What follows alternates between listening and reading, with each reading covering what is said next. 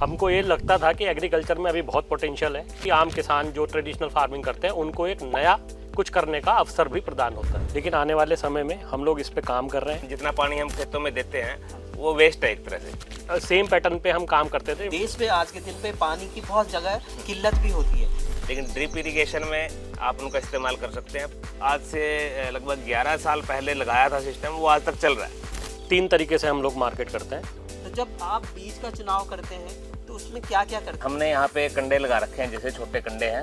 करेला है, उसकी पैकिंग एक ही साइज होगा, जैसे वो मंडी में वो तुल के ही जाएगा यहाँ से। ये उस मंडी भाव को आप कैसे इवेलुएट करते हैं? यहाँ पे मैं एक पॉइंट और ऐड करना चाहता हूँ। सारी मंडी से प्राइस कलेक्ट करते हैं। थोड़ा ज़्यादा एरिया में फार्मिंग करने का ये जो फ़ायदा है, क्वांटिटी आपके हाथ में होती है। नमस्कार साथियों, मैं जितेंद्र सकलानी चंबल फर्टिलाइज़र की ओर से अपने सोशल मीडिया पेज फेसबुक पे और यूट्यूब पे आप सभी लोगों का स्वागत करता हूं। और उत्तम कृषि पाठशाला में जैसे कि विगत वर्षों की भांति हम अलग अलग उत्पादों को, अलग अलग फसलों के बारे में अपने कृषि विशेषज्ञों की जो राय होती थी, जो उन्नत तकनीक होती थी, उस सभी को आप लोगों तक पहुंचाने का प्रयास करते थे। इस साल हमारा उद्देश्य ये है कि क्यों ना हम आपकी जुबानी, आपकी ही कहानी आप लोगों तक पहुंचाएं। इसी क्रम में आज कर्ण की भूमि करनाल में हम बैठे हैं और फार्म रूट्स एग्री वेंचर एक फार्म है यहाँ पर, जिसके जो को-फाउंडर्स हैं मेरे साथ हैं श्री किशन जी और श्री हिमांशु जी। ये दोनों युवा अपनी नई सोच, नई टेक्नोलॉजी के साथ कृषि के नए आयाम स्थापित कर रहे हैं। इन्होंने नया टेक्नोलॉजी का अडॉप्ट किया, जो नई नई फसलों का यहाँ पर उत्पादन किया। ये ट्रेडिशनली पैडी और वीट का एक बहुत बड़ा क्षेत्र माना जाता था, बट इन्होंने अलग तरीके की खेती आप लोगों के बीच में लेके आई है। तो पहले मैं इनका परिचय जान लूँ, उसके बाद ये अपने फार्म रूट एग्री वेंचर में करते क्या है उसके बारे में जानेंगे। तो पहले मैं रिक्वेस्ट करूँगा हिमांशु जी, आप अपना परिचय दीजिए। नमस्कार किसान साथियों, मेरा नाम हिमांशु मलिक है और बेसिकली मैं एक एग्रीकल्चर ग्रेजुएट हूँ और पंतनगर यूनिवर्सिटी से मेरी सारी पढ़ाई पूरी हुई है। उसके बाद में करीब 8 से 10 साल मैंने कॉरपोरेट में काम किया है। उसके बाद 2013 से हमने यहाँ पे फार्मिंग में थोड़ा थोड़ा स्टेप लेके कैसे फार्मिंग को नए तरीके से किया जा सकता है उस पर काम किया है। और आज करीब हम 100 एकर्स प्लस में हाईटेक वेजिटेबल प्रोडक्शन का काम करते हैं।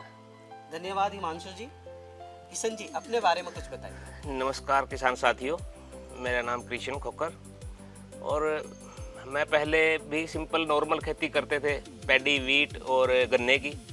और उसके बाद हम लगभग 10-12 साल हो गए इस लाइन में आए। हमने ड्रिप इरिगेशन पे वेजिटेबल की हाईटेक फार्मिंग स्टार्ट की और अब हम वेजिटेबल करते हैं। धन्यवाद किशन जी, धन्यवाद हिमांशु जी। तो साथियों, हमारे साथ 2 युवा जुड़े हैं जो पिछले 10-12 सालों से वेजिटेबल की नए तरीके से खेती कर रहे हैं। तो पहले जानते हैं कि आखिर इसकी शुरुआत कैसे हुई। तो हिमांशु जी, आप बताइए कि ये आपके अंदर ये विचार कैसे आया कि ये थोड़ा सा ट्रेडिशनल खेती से हटके कुछ नया करना है, उसके बारे में बताइए। जैसे हम लोग सभी अपने कृषि परिवार से जुड़े हुए हैं। हमने पुराने ट्रेडिशनल तरीके से खेती को होते हुए देखा है और किसानों को हमने परेशान भी देखा है कि उनकी इनकम नहीं हो रही है, उनके यहाँ ये प्रॉब्लम है, उनके यहाँ इस तरीके की प्रॉब्लम है। तो हम एज ए एग्रीकल्चर ग्रेजुएट हमको ये लगता था कि एग्रीकल्चर में अभी बहुत पोटेंशियल है। अगर इसको हम अच्छे तरीके से नई टेक्नोलॉजी के समायोजन के साथ में इस काम को अगर हम करते हैं तो इसको एक नई ऊंचाइयों तक लेके जाया जा सकता है और जिससे जितने भी आम किसान जो ट्रेडिशनल फार्मिंग करते हैं उनको एक नया कुछ करने का अवसर भी प्रदान होता है। तो इसी सोच के साथ में हमने करीब 2017 में यहाँ पे करनाल में आके ये वाला काम एज ए ग्रुप बना के 5-6 लोगों ने स्टार्ट किया था और उसको हम करीब 200 एकड़ तक लेके गए थे। सेम पैटर्न पे हम काम करते थे, high tech irrigation, drip irrigation system लगा के, मल्चिंग का यूज़ करके, वर्टिकल स्टेकिंग का यूज़ करके और भी जितने मैकेनाइजेशन हम अपने फार्म लेवल पे कर सकते हैं उनको इम्प्लीमेंट करके हम इसको एक नए आयाम तक ले जाने का प्रयास कर रहे हैं। और यही हमारा जो फार्म रूट एग्री वेंचर जो हमारे एक फर्म है उसकी स्थापना इसी को ध्यान में रख के करी गई है कि इसको अपने लिए भी और जितने भी किसान भाई जो नया कुछ करने की कोशिश कर रहे हैं उनके लिए हम कुछ बहुत अच्छा समाधान दे के जाएँ कि किस तरीके से वो अपनी एग्रीकल्चर को भी एक नए स्केल तक ले जा सकते हैं। धन्यवाद हिमांशु जी। किशन जी, जो ये पूरा क्षेत्र है ये लगभग कितना क्षेत्र है? और जब आपने बोला कि आप ट्रेडिशनल खेती करते थे, अभी हिमांशु जी ने बताया कि आप लोगों ने एक मिलकर विचार आया कि एक नए तरीके से खेती करते हैं, तो जो आप अपने वेजिटेबल की खेती करते हैं, जो सब्जियों के आप जो भी उत्पादन कर रहे हैं अभी, वो उसमें क्या क्या चीज़ें इन्वॉल्व होती हैं? आप जैसे हिमांशु जी ने बोला मल्चिंग है, बट वो होता कैसे है? ड्रिप इरिगेशन है, वो कैसे करते हैं? और उसका विचार इसमें शामिल करने का कैसे आया और क्यों आया, जिससे कि आपको फ़ायदा हो रहा है, तो हमारे बाकी साथी ये जानकर उनको भी फ़ायदा होगा। ये हमारा जो यहाँ पे फार्म है, ये 65 एकड़ का फार्म है। तो यहाँ पे सारे में ड्रिप इरिगेशन सिस्टम लगा हुआ है। तो अभी क्या है कि जो फ्लडिंग पे नॉर्मल खेती करते थे पहले, तो उसमें पैदावार बहुत कम थी, क्योंकि आप सिर्फ उससे पानी दे सकते हो और कुछ नहीं। लेकिन ड्रिप इरिगेशन लगने के बाद हम प्लांट का न्यूट्रिकेशन, उसको प्लांट को जो चाहिए, मतलब वाटर सोलुबल खाद आते हैं, उनका इस्तेमाल इसमें कर सकते हैं। वैसे वो कॉस्टली होते हैं, आप फ्लडिंग पे उनका इस्तेमाल नहीं कर सकते, लेकिन ड्रिप इरिगेशन में आप उनका इस्तेमाल कर सकते हैं। जो प्लांट की रिक्वायरमेंट है उसको पूरा कर सकते हो। तो इसका इस्तेमाल करने से हमारी पैदावार डबल से भी ज़्यादा हो गई पहले से। जो हम फ्लडिंग पे हमारी पैदावार होती थी उससे डबल हो गई। किशन जी, ये जो ड्रिप इरिगेशन है इसका क्या इम्पोर्टेंस है? हमारे किसान साथियों को बताइए ना। देश में आज के दिन पे पानी की बहुत जगह किल्लत भी होती है, तो जो ड्रिप इरिगेशन है कि वो वाकई में किस तरीके से फ़ायदेमंद है, किस तरीके से लगता है, और कितने सालों तक इसकी ड्रिप इरिगेशन का जो चैनल लगता है उसकी क्या वाइबिलिटी होती है? देखिए, ड्रिप इरिगेशन का क्या है कि प्लांट को ज़्यादा पानी की ज़रूरत नहीं होती। अच्छा, मतलब जो हम फ्लडिंग में पानी देते हैं तो उसमें पानी, जितना पानी हम खेतों में देते हैं वो वेस्ट है एक तरह से। इतने पानी की उसको नमी चाहिए प्लांट को, और नमी ड्रिप इरिगेशन के ज़रिए से आप प्लांट को जितना उसका पानी चाहिए तो वो आप पूरा कर सकते हो। तो क्योंकि वो नमी ही रखेगा प्लांट के आसपास, क्योंकि जब हम ज़्यादा पानी भरते हैं तो प्लांट नीचे से न्यूट्रिएंट लेना बंद कर देता है जब हम ज़्यादा पानी भरते हैं खेत में। अच्छा, तो इसमें क्या आता है, नमी रहती है, और नमी में ही सभी न्यूट्रिएंट भी उठाएगा प्लांट नीचे से, और ग्रो भी अच्छा करेगा। अच्छा, जो हम लोग चैनल लगाते हैं इसकी लाइफ कितनी है? कितने समय तक एक बार लगाने के बाद किसान? लेकिन आप अच्छी कंपनी का ड्रिप इरिगेशन सिस्टम लगाइए। तो हमने जो आज से लगभग 11 साल पहले लगाया था सिस्टम, वो आज तक चल रहा है। अच्छा, तो लगभग 15 साल तक उसकी आप वाइबिलिटी। हाँ लेकिन जी, अगर आइडियल कंडीशन में देखा जाए तो लगभग 15 साल तक वो चल जाता है। हाँ जी। आप उसकी अगर देख रेख अच्छे से रखेंगे, क्लीनिंग सही करेंगे, हाँ। एक आपका फिल्ट्रेशन सिस्टम अच्छा होना चाहिए। अच्छा, तो क्योंकि ड्रिप में सिर्फ एक चोकिंग की समस्या आती है और कोई समस्या नहीं होती। तो ड्रिप को चोक करने से बचाना है तो उसका फिल्ट्रेशन सिस्टम अच्छा होना चाहिए। तो अगर उसको आपका फिल्ट्रेशन सिस्टम अच्छा है तो आपके 15 साल तक ड्रिप लाइन आराम से चल जाती है। अच्छा, धन्यवाद किशन जी। आपने बड़े अच्छे से हमारे किसान साथी को समझाया कि ड्रिप इरिगेशन में क्या समस्याएं आती हैं, ये लगता कैसे है, इसकी मतलब ये लगभग इसकी लाइफ कितने साल तक है। हिमांशु जी, मैं ये जानना चाह रहा हूँ कि जो आपका फार्म है इसमें कौन कौन सी फसलें आप लेते हैं, और यहाँ पर आपके पास क्या क्या संसाधन है इस खेती को करने के लिए? वो हमारे बेसिकली 2 सीज़न में हम लोग काम करते हैं। जो हमारा अभी वाला सीज़न जो चल रहा है, इसमें हमारा main crop capsicum, bitter gourds, sponge gourd, cucumber, musk melon और वाटरमेलन, ये 5-6 क्रॉप हम करते हैं। जो हमारा नेक्स्ट सीज़न होता है उसमें हम early cauliflower, bitter gourd, cucumber and bottle God, ये हमारी मेन क्रॉप्स रहती हैं। इसी के बाद में फिर से ये रोटेशन चलता रहता है। इसी तरीके से हम लोग खेत तैयार करते रहते हैं, और जो क्रॉप निकलती जाती है उसको एक्सचेंज करके दूसरी लगाते जाते हैं। धन्यवाद हिमांशु जी। खूब। किशन जी, हिमांशु जी ने बताया कि आप लोग एक सब्जी का सीजन आपने किया, फिर उसको दोबारा रिपीट करते हैं, और वो जो क्रॉप रोटेशन है लगातार चलाते चले जाते हैं। जैसे कि आप साथ ही खेती कर रहे हैं, तो सब्जियों की खेती करना एक बहुत ही चुनौतीपूर्ण काम है, क्योंकि इसमें बीमारियां भी ज़्यादा आती हैं, इसमें इंटरकल्चरल ऑपरेशन, जो एग्रीकल्चरल ऑपरेशंस होते हैं वो भी ज़्यादा होते हैं। तो आम आदमी ना, जो आम किसान है हमारा, वो सब्जी की जितनी खेती होती है उससे बचना चाहता है। तो ऐसा आपने क्या सोचा या ऐसी क्या विधि अपनाई कि आप लोगों को सब्जी में लगता है कि इसमें फ्यूचर भी है, इसमें मेरी लागत भी कम लग रही है और मेरे को फ़ायदा भी ज़्यादा हो रहा है? तो थोड़ा सा इस बारे में बताइए। हाँ जी सर, ये है दिक्कत कि ये थोड़ा मुश्किल काम है, दूसरी आम खेती से थोड़ा मुश्किल है। लेकिन उसके लिए हम मशीनरी की तरफ गए, मतलब जितना ज़्यादा मैकेनाइज कामों को किया हमने। जैसे कि अगर हम जैसे स्प्रे करना होता है तो अगर हम मैन लेबर से कराते हैं स्प्रे, तो वो टाइम पे ना तो मिल पाते और उसमें टाइम बहुत ज़्यादा लगता है। और इसीलिए हमने ट्रैक्टर बनाया हुआ है, मतलब स्प्रे करने की मशीनें बनाई हुई हैं। तो जो वर्टिकल अपनी बांस वाली फसल है उसके लिए हमने छोटे ट्रैक्टर पे स्प्रे का सिस्टम बनाया हुआ है, जो उसके अंदर से चलता रहता है और दोनों साइड अच्छे से स्प्रे करता है। बहुत शानदार। और एक ट्रैक्टर हमने बड़ा बनाया है बूम वाला, वो बूम से मतलब 10 बेड एक बार में लेगा और स्प्रे करता हुआ चला जाएगा। उससे एक तो जल्दी काम होता है और एक खर्चा बहुत कम आता है, तो हमारी लेबर काफ़ी बच जाती है उससे। आज के दिन पे अगर देखा जाए तो देश में और या कृषि में सबसे बड़ी समस्या लेबर की है, और आपने बड़ा अच्छा अपना अनुसंधान किया और एक नया तरीका लेके आए जिससे आप लेबर को बचा पा रहे हैं, लेबर की कॉस्ट कम कर रहे हैं। एक और चीज़ अब मुझे लगता है, चलिए ये तो आपका ऑपरेशन था कि आप कृषि कैसे कर रहे हैं, बट हिमांशु जी, जब आप अपनी किसी फसल का चुनाव करते हैं तो उसका एक सीधा सिद्धांत है कि बीज अच्छा तो फसल अच्छी।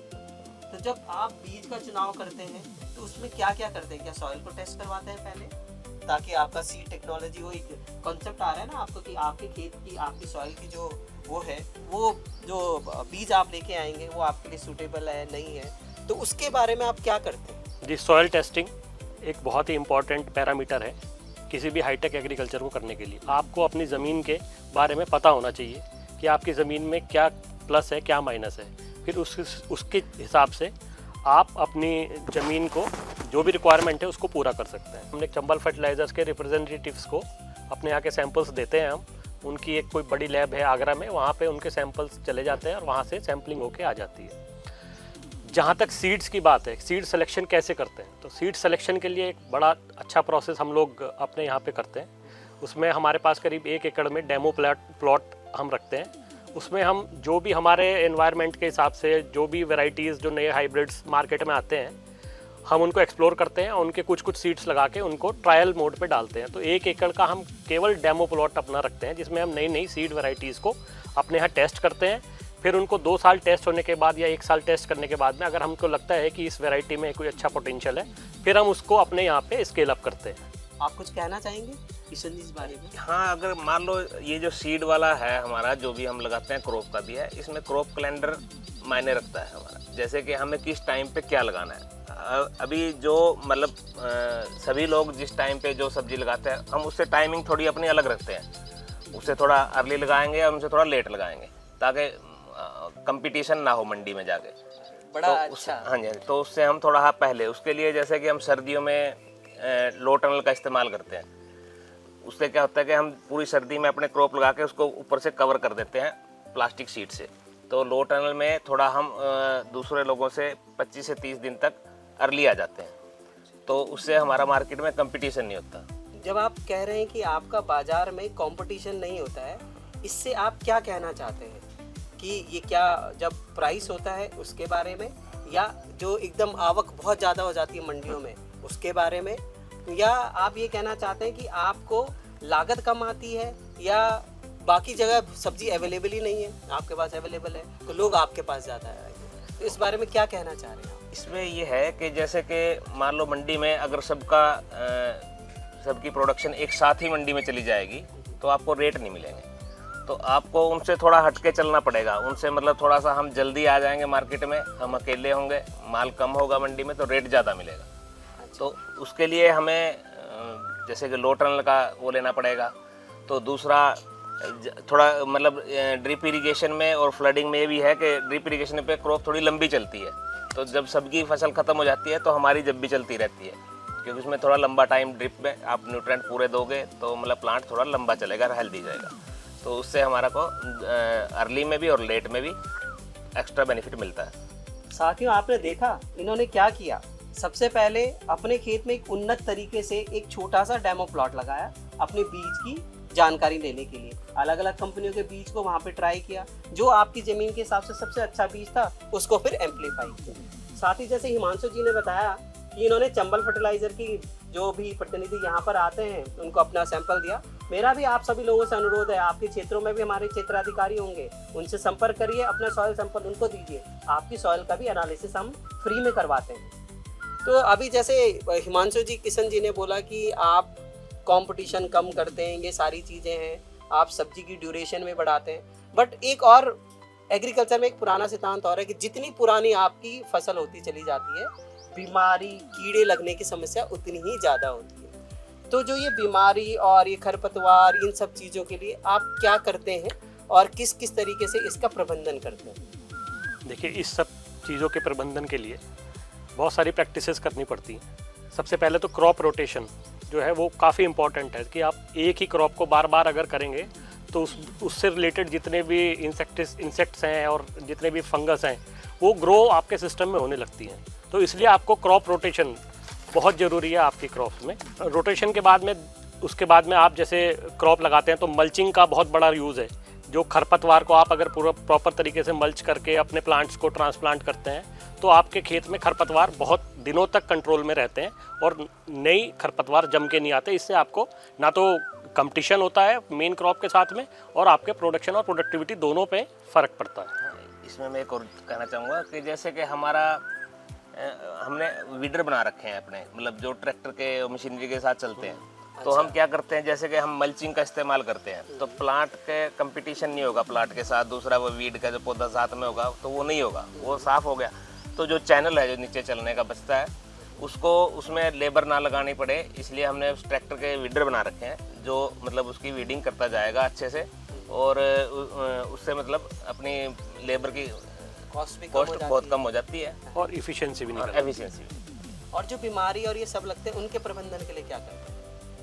ये तो एक खरपतवार आपने बताया, जो बीमारी लगती है या कीड़े आते हैं उनके प्रबंधन के लिए क्या करते हैं? हमने अपना एक शेड्यूल बना रखा है स्प्रे का। जैसे हर जैसे लंबे टाइम से हम खेती करते आ रहे हैं तो हम क्या करते हैं, जैसे कि जो समय वेदर के ऊपर चलता है, जैसे कि हमें लगता है कि इस टाइम पे ये प्रॉब्लम आएगी तो उससे पहले हम उस शेड्यूल में मतलब उससे पहले ही उस चीज़ का स्प्रे कर देते हैं। तो उससे एक तो आपको मतलब ज़्यादा स्प्रे करने की ज़रूरत नहीं पड़ेगी क्योंकि आपने बीमारी से आने से पहले स्प्रे कर दिया, तो हल्की दवाइयों के स्प्रे से भी वो रुक जाएगा। और क्योंकि बीमारी आने के बाद आपको स्प्रे भी ज़्यादा करने पड़ेंगे और क्रॉप में भी डैमेज होगा। तो वो शेड्यूल हम वेदर के हिसाब से रखते हैं कि अब ये ज़्यादा टेम्परेचर बढ़ेगा तो माइट्स आएगी, तो माइट्स का हम पहले ही उसमें ले लेते हैं। थ्रिप्स की प्रॉब्लम आएगी तो उसका हम पहले, तो उसका हमने ऐसे शेड्यूल बना के रखा है। तो उसका बेसिकली आपको आपके एनवायरनमेंट के हिसाब से पौधों को जानना पड़ेगा कि इस एनवायरनमेंट में आपके पौधे में क्या क्या प्रॉब्लम आ सकती हैं। और वो जब हम इतने साल काम करते हैं तो आप अगर बारीकी से अपने प्लांट्स को देखते हैं तो वो सारी चीज़ें आपको बड़ी आसानी से क्लियर हो जाती हैं।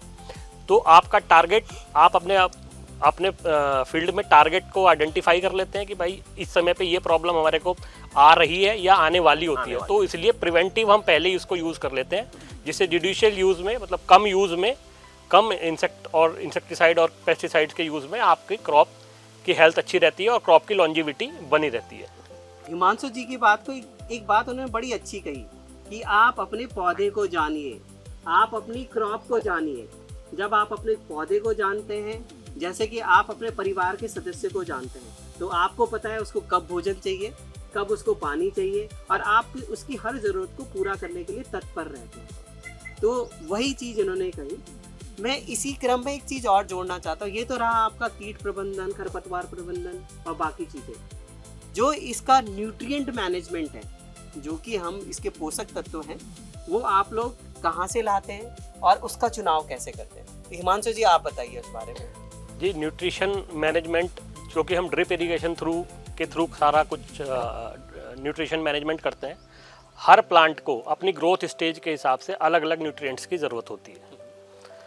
तो स्टेज वाइज जैसे भी क्रॉप जिस स्टेज में है उस स्टेज के हिसाब से उसको किस चीज़ की रिक्वायरमेंट है, उसके हम वाटर सॉल्यूबल्स फर्टिलाइजर्स का यूज़ करते हैं और अपने ड्रिप इरिगेशन जो हमारा सिस्टम पूरा बना हुआ है उसके थ्रू हम स्टेज वाइज थोड़ा थोड़ा करके रूट जोन में फर्टिलाइज़र का रिक्वायरमेंट को पूरी करते हैं।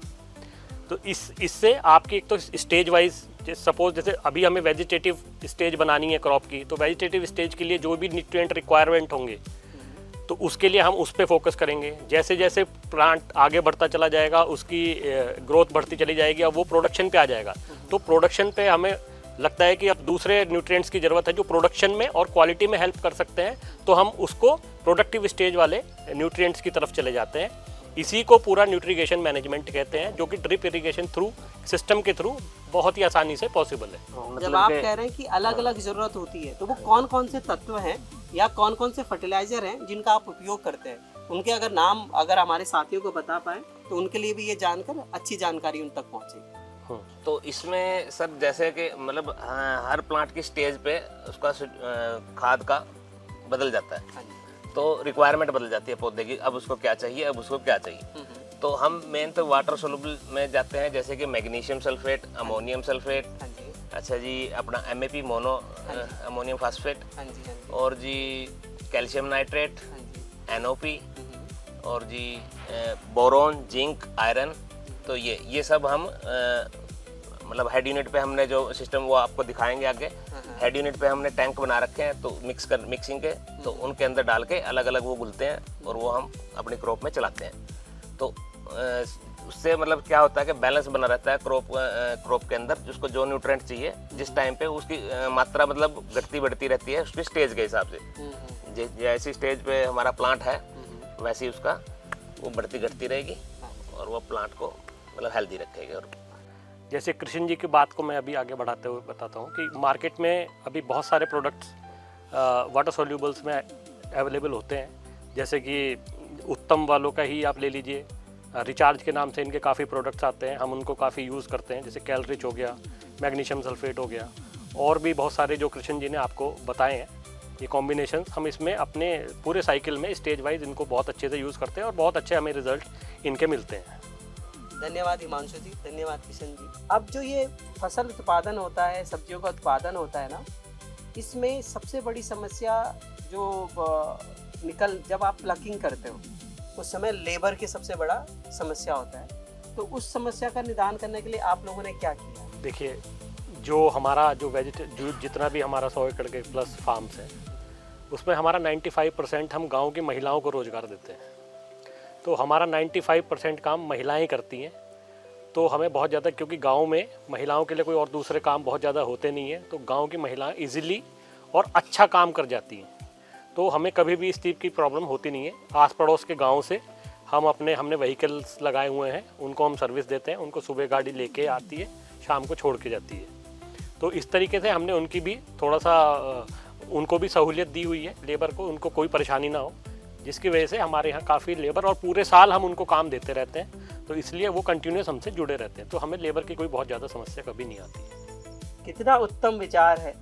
महिलाओं के लिए गांव में बहुत ज़्यादा रोजगार के साधन नहीं है, तो इन्होंने गांव के पास ही एक साधन बना दिया जहां से उनकी आय भी बनेगी, इनका काम भी आसानी से चलता है, इनको भी लेबर की समस्या नहीं आ रही है, और जो आसपास के गांव है वहाँ की महिलाएं भी अपनी एक नया आय का साधन जुटा पाती। किशन जी, जैसे हिमांशु जी ने बताया कि यहाँ पे हमने साधन जुटाए और वो सब हो गया। अब आपका खेत तैयार है, अब जो आपके पास फसल तैयार हो गई है, उसको आप जो उत्पाद है उसको मंडी ले जाने लायक किस तरीके से तैयार करते हैं, उसके बारे में कुछ जानकारी देना चाहेंगे? जैसे सुबह लेबर आती है, आके हार्वेस्ट स्टार्ट हो जाता है। हार्वेस्ट के बाद उसकी ग्रेडिंग करते हैं, अच्छा ग्रेड बनाते हैं ताकि मार्केट में कोई समस्या ना आए। और उसके 2 ग्रेड बना देते हैं जैसे कि, और जो मतलब थोड़ा बहुत ख़राब माल है उसको यहीं निकाल देते हैं ग्रेडिंग करके, ताकि मंडी में कोई समस्या ना आए और क्वालिटी बने और लेने वाले को भी फ़ायदा हो। उसको पैक करके, क्योंकि सब्जियां जो होती है ना हमारी छोटी छोटी होती है, उनका बहुत ऐसा नहीं होता कि बड़ा साइज हो, तो उसको पैकिंग करने के लिए क्या तैयार किया हुआ है आप लोगों ने? हमने यहाँ पे कंडे लगा रखे हैं, जैसे छोटे कंडे हैं, तो यहीं से वेट करके मतलब ग्रेडिंग, पैकिंग, और उसका मतलब जैसे कि करेला है उसकी पैकिंग एक ही साइज़ होगा। जैसे 20 किलो की भर्ती होगी तो वो 20 किलो ही होगा, तो मंडी में वो तुल के ही जाएगा यहाँ से। कि ये नहीं है कि मंडी में कोई वहाँ जाके वेट करना है या कुछ करना है, यहीं से वेट होके फिर वो मंडी में जाएगा। यहाँ पे मैं एक पॉइंट और ऐड करना चाहता हूँ। जैसे हमारा एक 65 एकड़ का प्लॉट है, इसमें हमने हर 2 एकड़ पे रास्ते छोड़े हुए हैं। तो प्रोडक्ट को बाहर निकाल उन्हीं रास्तों पे हमने 2-2, 3-3 जगह पे अपने पैकिंग यूनिट्स बनाई हुई हैं। तो अंदर से मटेरियल निकलता है, हार्वेस्ट के बाद मटेरियल निकलता है और वो उन पैक यूनिट्स पे जो हमने रास्ते छोड़े हुए उनके ऊपर पैक यूनिट बनाई हुई हैं टेम्परेरी, तो उन पे वो मटेरियल आ जाता है। फिर हम उनको वहाँ पे शॉर्ट ग्रेड कर लेते हैं जो कृष्ण जी ने अभी बताया, और फिर वहाँ से ही पूरा उसको फिर ट्रांसपोर्टेशन के लिए मंडियों में भेजा जाता है। इसी के क्रम में मेरा अगला सवाल यही था कि यहाँ से मंडी तक पहुँचाते कैसे हैं? क्या यहाँ पर जो साधन है वो आसानी से उपलब्ध हो पाते हैं? आपके लिए जो मार्केट है वो भी आसपास मिल जाता है, या किस तरीके से आप उसको करते हैं ट्रांसपोर्टेशन का? 3 तरीके से हम लोग मार्केट करते हैं। पहला है कि मंडी सिस्टम के थ्रू, कि मंडीज़ में भेजा जाए मटेरियल अपना शॉर्ट ग्रेड करके।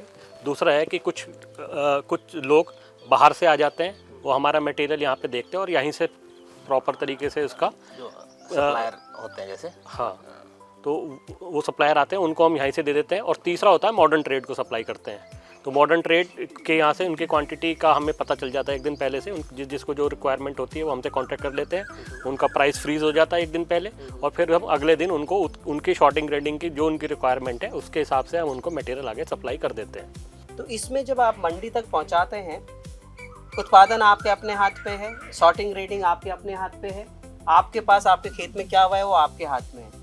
एक चीज़ किसान के हाथ में नहीं रहती है और वो है मंडी भाव। तो उस मंडी भाव को जानने का आपके पास क्या तरीका है?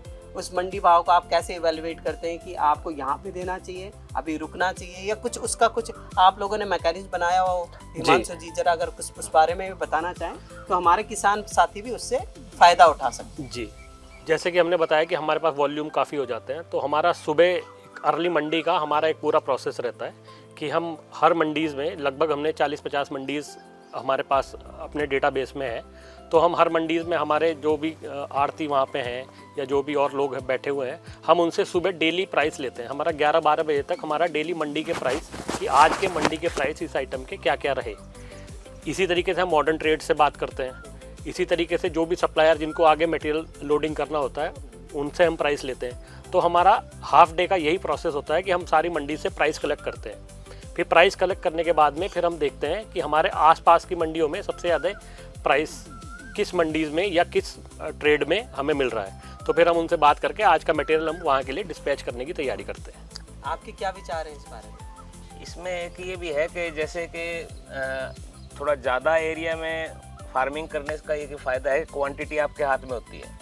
तो अभी जो 1 एकड़ या 2 एकड़ किसी ने वेजिटेबल लगाई और वो अपना वेजिटेबल मंडी में लेके गया, तो आड़ती के साथ वो बार्गेनिंग नहीं कर पाता।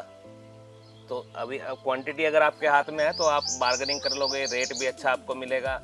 बल्कि ये भी कहना चाहता हूँ मैं तो कि जैसे किसानों को ना क्लब करके, मतलब अगर फार्मिंग करे वो वेजिटेबल में और अपना माल इकट्ठा करके बेचें तो उसका बेनिफिट मिलेगा उनको। तो किसानों को इकट्ठे होकर फार्मिंग करने का भी फ़ायदा है। तो साथियों, आपने सुना किशन जी को कि अगर आप सारे लोग मिलकर एक ही तरह की खेती करें, आप अपने उत्पाद को एक साथ मंडी में लेके जाएंगे, तो आपके पास हमेशा ये बार्गेन करने की पावर रहेगी, आपकी मोल भाव करने की पावर रहेगी कि जो आड़ती है वो अपना रेट नहीं बल्कि आपके रेट पे भी आपका मटेरियल खरीद सकता है। हाँ जी, धन्यवाद किशन जी आपका। हिमांशु जी, ये सारी चीज़ें हमने मंडी तक मटेरियल भी पहुंचाया, आपकी लागत भी आ गई, सब कुछ आ गया। कभी कभी ऐसी स्थितियां आती हैं कि आप जिस भाव पे, जिस भी रेट पे आप अपना सामान मार्केट में बेचना चाहते हो, मंडी में बेचना चाहते हो, तो आप नहीं बेच पाते हो। तो आपके पास क्या कुछ ऐसा है कि जिसको कहते हैं हम पोस्ट हार्वेस्ट मैनेजमेंट, कि आपका उत्पाद आया तो उसको कहीं संग्रहित कर सकते हैं, कहीं आप रख सकते हैं, या कुछ और चीज़ों पे आप उसको लेके जा रहे हैं? जी, अभी तक तो जितना हम लोग प्रोड्यूस करते हैं उसको कोशिश करते हैं कि डेली अपना ये मार्केट में चला जाए, जिस भी माध्यम से जाना है। लेकिन आने वाले समय में हम लोग इस पे काम कर रहे हैं। इसमें हम कुछ पैक हाउसेस के हमारी बात चल रही है कि शायद हम पैक हाउस में काम करेंगे।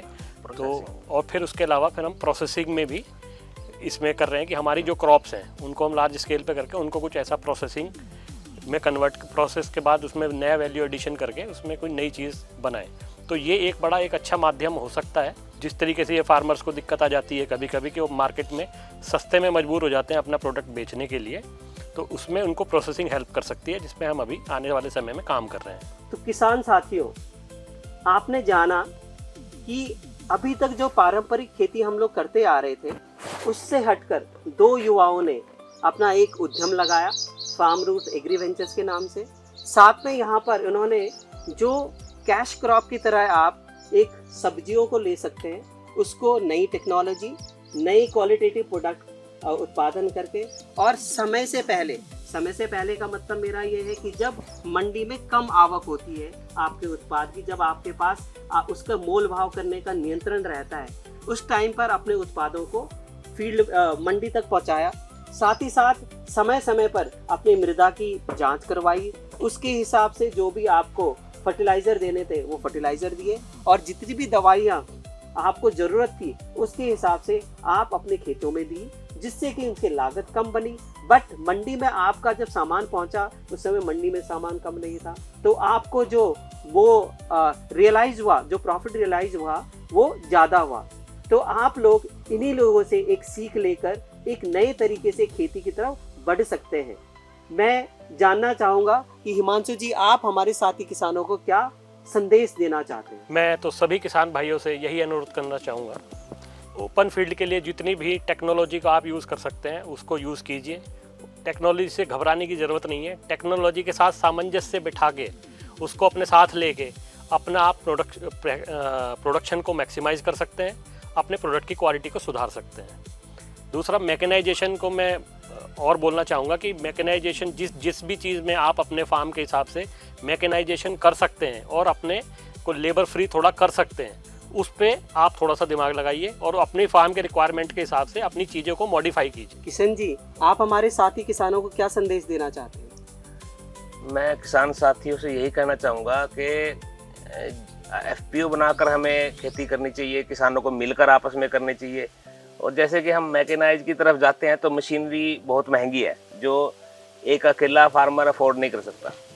तो उसके लिए FPO बना के या कई किसान इकट्ठे होकर मशीनरी ले खेती करें तो वो भी अच्छा मुनाफा कमा सकते हैं इस खेती से। साथियों, आपने हिमांशु जी को सुना, आपने किशन जी को सुना। उम्मीद करता हूँ, आशा करता हूँ कि आप अपनी खेती बाड़ी में इनकी दी हुई सलाहों को उपयोग करेंगे और आप अपने लिए नया आयाम स्थापित करेंगे, अपनी मुनाफे को बढ़ाएंगे, और साथ ही साथ कृषि के नए नए जो भी आविष्कार आते चले जा रहे हैं, जितने नवाचार आ रहे हैं, वो आप अपने कृषि खेती में उपयोग करेंगे और नया मुनाफा उठाएंगे। मैं जितेंद्र सकलानी, करनाल से चंबल फर्टिलाइज़र एंड केमिकल्स की तरफ से उत्तम कृषि पाठशाला से आप सभी से विदा लेता हूँ। उम्मीद करता हूँ आपको ये एपिसोड पसंद आया होगा। धन्यवाद।